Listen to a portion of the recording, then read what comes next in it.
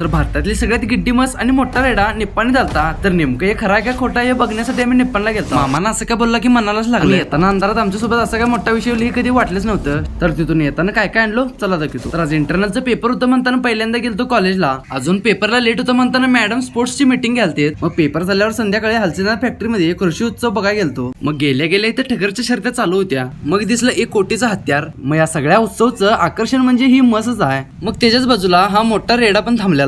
मग सगळ्यात मोठी कोंबडी आणि सगळ्यात मोठी शिंग असणार पण आलतं. मग आज जरा दुकानात काय काय मिळते चला सांगतो. मग आत गेल्यावर काय गर्दी ढीगच होती. मी काय कॉलेजच्या युनिफॉर्मवर चालतो. मग घेतली 30ची आईस्क्रीम. जरा रेट सांगायला लागतो. मग आत गेल्यावर दिसलं बंदुकीचं दुकान. घेऊन या म्हणाल तर खरं मॅटर तीन होईल म्हणून राहू दे म्हटलं. अरे फेक बंदुकी होते सोडत्या. मग इथं चपाती करतेला मशीन बघायला गेलतो. मामानं म्हटलं लगीन तीन झालं नाही तर बरं पडते घेऊन जा.